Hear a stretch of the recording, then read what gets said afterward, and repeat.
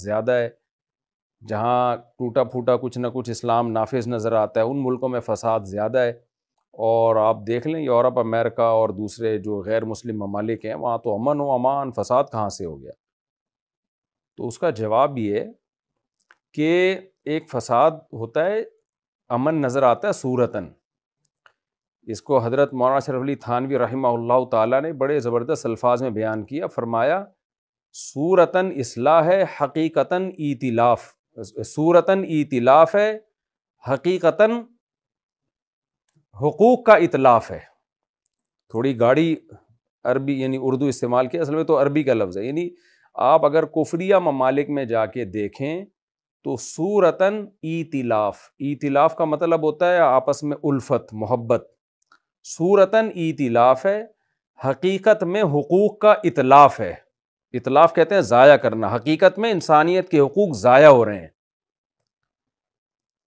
میں ایک واقعہ سناتا ہوں نا، ابھی میرا ایک دورہ ہوا کسی کنٹری کا، تو کسی شخص نے مجھے بتایا کہ 16 سال کی لڑکی، اس پہ ایک کالا جو ہے وہ ریپ کرنے کی کوشش میں لگا ہوا تھا. کسی نے دیکھ لیا، پولیس کو بلایا. خیر، تو مجھے بہت تعجب ہوا کہ کیا اس لڑکی کا کوئی باپ اور بھائی نہیں تھا جس کو ریپ کرنے کی کوشش کی جا رہی ہے، جبری زنا کی کوشش کی جا رہی ہے. ٹھیک ہے، وقت پہ پولیس پہنچ گئی اور اس کو اریسٹ کر لیا اور وہ لڑکی بچ گئی. لیکن اگر پولیس نہ پہنچتی یا کسی ایسی جگہ پہ ہوتا جہاں کیمرے نہ لگے ہوئے ہوتے تو کوئی باپ بھائی نہیں ہے اس کا. تو یہ کیا عورت کے حقوق ہیں؟ کتنے ریپ کے واقعات ہوتے ہیں. آپ ان ملکوں میں جب جاؤ اور وہاں کے ڈاکٹروں سے پوچھو آپ، تو وہ کلینک میں کیا کیا واقعات آتے ہیں. تھانوں میں جا کے آپ پوچھو ریپ کے کتنے واقعات آتے ہیں، اور تھانے والے بتاتے ہیں کہ جتنے ریپ کے واقعات ہوتے ہیں نا اتنی کمپلین نہیں آتی ہمارے پاس، کیونکہ جن عورتوں کے ساتھ جبری زنا ہوا ہوتا ہے وہ خود چھپا رہی ہوتی ہیں اس کو. بہت سی عورتیں خود چھپاتی ہیں اس کو. تو کوئی بیوی بنانے کے لیے سوسائٹی میں تیار نہیں ہے، عورت کو بیوی بنانے کے لیے تیار نہیں ہے جو اس کو پراپر حقوق ملیں. بڑھاپے میں کیا حال ہوتا ہے، ماں باپ کے حقوق نہیں ہیں. جس قوم میں والدین کے حقوق نہ ہو، جو سب سے مقدس رشتہ ہے، 18 سال کے بعد ٹاٹا کر کے بچہ جو ہے جا رہا ہو، اور اسی کو انہوں نے سوسائٹی کا حصہ سمجھ لیا، اسی کو حقوق سمجھ لیا. اور دوسری بات یہ کہ اپنے ملکوں میں امن قائم کیا، پوری دنیا میں کیا کیا ہے انہوں نے؟ دنیا کو تباہی بربادی کے دہانے پہ ڈال کے اپنے ملکوں میں امن قائم کر لینا، یہ صورتاً امن ہے، حقیقتاً امن نہیں ہے. بات تو پوری دنیا کی ہو رہی ہے کہ زمین میں اللہ کہتے ہیں تم فساد بچاؤ گے. آج دیکھ لو نا غزہ میں کیا ہو رہا ہے. کیا ان مغربی اقوام میں کسی ایک بچے کے ساتھ ایسا ہو جیسا ہی بمبارمنٹ کے بعد غزہ میں ڈیلی بچوں کے ساتھ جو ظلم ہو رہا ہے نا؟ اب تو ویڈیوز آنا بھی بند ہو گئی. کسی بچے کا جبڑا پھٹا ہوا ہے، کسی کے پاؤں اڑ کے ادھر، وہ چھوٹے چھوٹے بچے ملبے کے نیچے دبے ہوئے ہیں، سانسیں چل رہی ہیں ان کی، کیمروں میں دکھایا جا رہا ہے. آپ مجھے بتاؤ ان یورپین اقوام اور ان مغربی اقوام میں کسی ایک بچے کو خراش بھی آ جائے نا، پوری دنیا سر پہ اٹھا لیتے ہیں یہ لوگ. اور کیسے یہ لوگ سب گونگے بن کے بیٹھ گئے ہیں، کیسے گھننے بن کے بیٹھ گئے ہیں جیسے کچھ ہو ہی نہیں رہا. تو بھائی یہ کفر جو ہے نا اوپر سے بہت، وہی مولانا شریف تھانوی رحمہ اللہ کی بات ہے، صورتاً ایتلاف. دیکھنے میں لگے گا بڑا انسانیت اور دنیا میں حقوق، حقیقتاً حقوق کا اتلاف. یہ جملہ یاد کر لیں. دیکھنے میں ایتلاف ہے، الفت ہے، حقیقت میں اتلاف ہے، حقوق کی بربادی ہے. افریقہ آپ جائیں، آپ گولڈ نکلتا ہے اور ڈائمنڈ نکلتا ہے وہاں. ان ملکوں کو تو ارب پتی ہونا چاہیے تھا، اتنے خزانے ہیں. لیکن جو ملک میں جہاں پتہ چلتا ہے جی خزانے نکل رہے ہیں، انہی ملکوں میں بدامنی پھیلا دی جاتی ہے، انہی ملکوں میں آپس میں لڑوا دیا جاتا ہے. تو یہ دیکھنے کی حد تک ہے، وہ کہا ہے نا، ہے کواکب کچھ، نظر آتے ہیں کچھ. اور دوسری بات وَتُقَطِّعُوا أَرْحَامَكُمْ، اللہ فرماتے ہیں رشتہ داری توڑ دو گے. یہ تو صورتاً بھی نہیں ہے وہاں رشتہ داری. بغیر باپ کے بچے پیدا ہو رہے ہیں، نہ چاچا، نہ پھوپھی، نہ خالہ، نہ ماموں، رشتوں کے نام ہی ختم ہو گئے.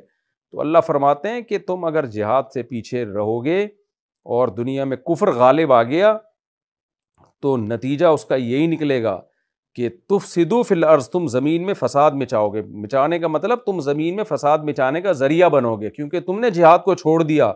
یہ مطلب نہیں ہے کہ تم مچاؤ گے فساد، مطلب یہ ہے کہ جہاد سے پیچھے ہٹنا. ان تولیتم، اگر تم جہاد سے پیچھے ہٹے، اللہ کے احکام سے پیچھے ہٹے جس میں خاص طور پر جہاد ہے، تو پھر تم زمین میں فساد بچانے کا ذریعہ بنو گے. اس کی مثال بالکل ایسے جیسے ہم کہہ رہے ہوتے ہیں تم اس بچے کو سمجھاؤ، تمہاری اولاد ہے، اگر تم نے نہیں سمجھائے تو یہ اگر چور بنا تو اس کے ذمہ دار تم ہوگے، تم اس کو چور بنا رہے ہو اپنے ہاتھوں سے، تم اس کو برباد کر رہے ہو. یہی مطلب ہے اس آیت کا کہ فہل عصیتم، تم سے یہ توقع کی جا سکتی ہے، یہی احتمال ہے تم سے کہ تم اگر جہاد سے پیچھے ہٹے تو تم زمین میں فساد مچا لو گے، یعنی فساد کا ذریعہ بنو گے. وَتُقَطِّعُوا أَرْحَامَكُمْ، اور رشتہ داری توڑنے کا ذریعہ بنو گے. اس سے بھی پتہ چلتا ہے کہ اللہ کو زمین میں فساد پسند نہیں ہے، اور یہ بھی پتہ چلتا ہے کہ اللہ کو رشتہ داری جوڑنا کتنا پسند ہے. تبھی میں جلد نکاح اور کثرت نکاح کی ترغیبات دیتا رہتا ہوں. وجہ اس کی یہی ہے کہ نکاح ہے جو خاندانی نظام کو مضبوط کرتا ہے، رشتے بناتا ہے، رشتے بنتے بھی ہیں، جڑتے بھی نکاح سے ہیں. اور کافر نے نکاح ہی کو اپنی سوسائٹی سے نکال دیا جو رشتہ داری کی بنیاد تھی. آگے اللہ فرماتے ہیں اولئک الذین لعنہم اللہ، یہ وہ لوگ ہیں، کون لوگ؟ جو جہاد سے پیچھے ہٹتے ہیں، جہاد کی اہمیت کے قائل نہیں ہیں، اور زمین میں پھر اس طرح سے فساد کا ذریعہ اور رشتہ داری توڑنے کا ذریعہ بنتے ہیں. یہ وہ لوگ ہیں لعنہم اللہ، جن پر اللہ نے لعنت کی ہے.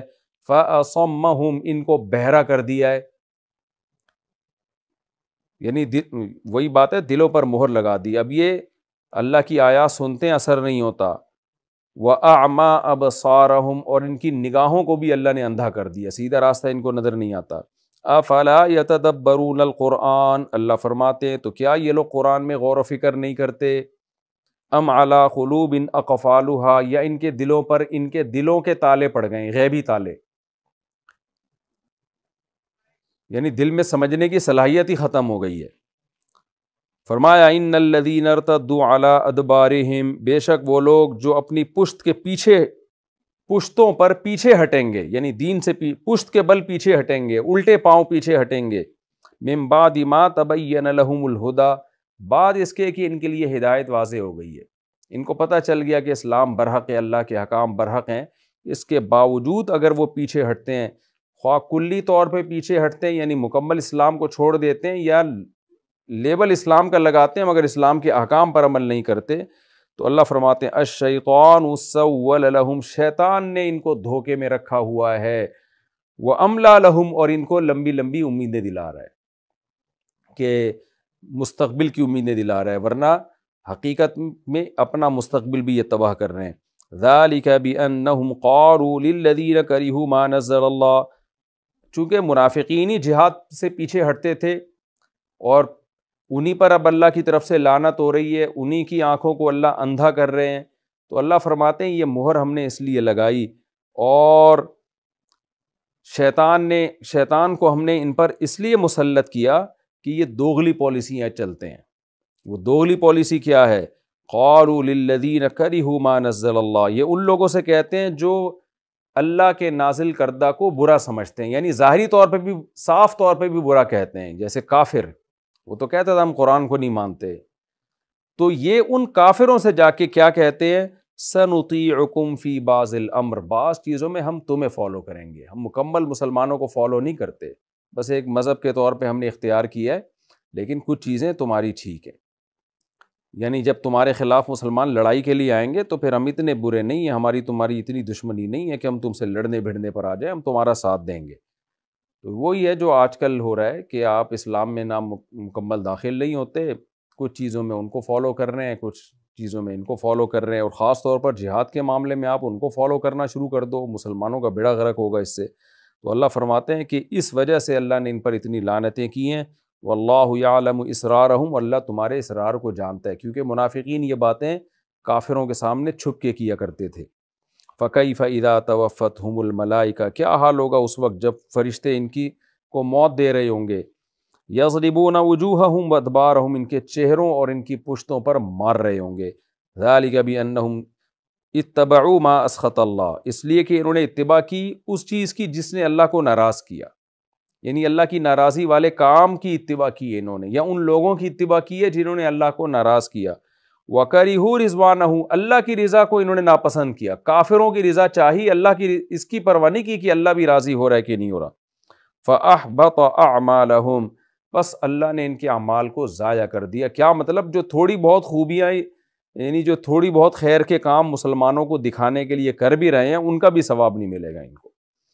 یہ رکوع ابھی الحمدللہ مکمل ہو گیا۔ اب ہم اگلے اور آخری رکوع کی طرف چلتے ہیں۔ سورہ محمد کا رکوع نمبر 4 یعنی آخری رکوع، اور 26ویں پارے کا رکوع نمبر 8۔ اس کا میں لفظی ترجمہ کروں گا، پھر انشاءاللہ اس کی تفسیر